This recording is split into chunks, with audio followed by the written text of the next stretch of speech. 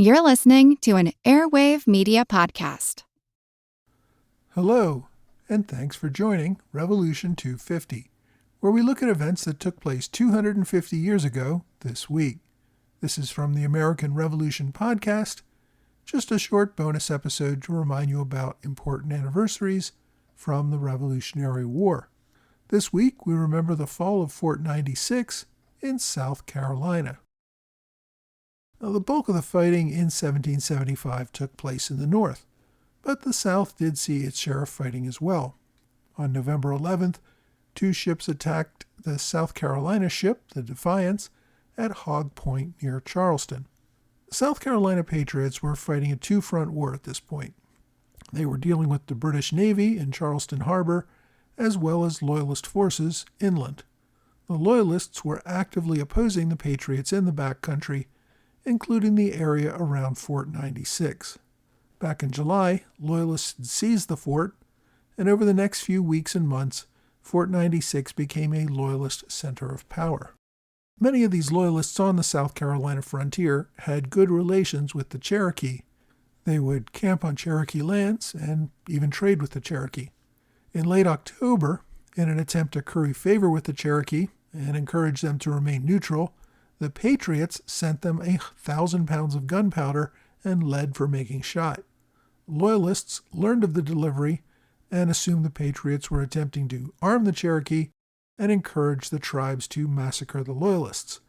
They went out, captured those wagons, along with a squad of Patriot Rangers trying to protect them. They took the prisoners and wagons back to Fort 96. The capture of these wagons convinced the Patriot leadership that they needed to do something decisive about the Loyalists in the interior. Just after the Loyalist seizure of the powder wagons in October, Major Andrew Williamson sent a team of Rangers to recapture the lost ammunition. The Patriots moved on Fort 96, but faced a superior force of Loyalists. They had to withdraw. On November 19th, Williamson returned with a much larger force of about 600 Rangers, only to find 96 unoccupied by the enemy. They had evacuated. He did, however, soon receive word that Loyalists had assembled a force of about 1,500 soldiers, and that force was on its way to confront his brigade. Williamson decided to face the larger force of Loyalists in battle. He had his men set up a fortified camp in a field near town. The Loyalists, under the command of Patrick Cunningham, arrived with over 2,000 men and guns, and they occupied the town of 96. Although the Patriots were by far outgunned, they had chosen the high ground and had had time to dig defensive entrenchments. They also mounted 2 swivel guns, which discouraged a direct enemy assault on their position.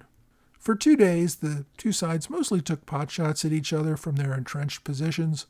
At one point, the Loyalists attempted to set fire to the field and storm the Patriot lines, but they were quickly pushed back. The battle might have become a siege, but for the fact that neither side had access to a good water source, and both sides were running out of gunpowder after 2 days of firing. Neither side expected any reinforcements that might tip the balance. On November 21st, the third day of fighting, the two sides agreed to a ceasefire. The Patriots would destroy their fort and turn over their swivel guns, but both sides would be permitted to leave the area and would promise not to attack each other as they left. Both Loyalist and Patriot militia would return to their homes and agreed not to attack one another while doing so. They would also not allow any relief forces or reinforcements to attack the other side. Finally, each side would also return any prisoners that had been captured during the fighting. For a battle involving nearly 3,000 soldiers, casualties were remarkably light. The Patriots only suffered 1 killed and 12 wounded. The Loyalists, mostly because of that one assault attempt, suffered 52 killed and 20 wounded. But the agreement on the ceasefire ended the fighting in the South Carolina backcountry, at least for the time being. I hope you've enjoyed this Revolution 250 moment. I covered these events originally in episode 77 of the American Revolution Podcast. Check it out at blog.amrevpodcast.com. I also encourage you to subscribe for free on whatever podcast platform you like. Thanks again for listening to this Revolution 250 moment on the American Revolution podcast.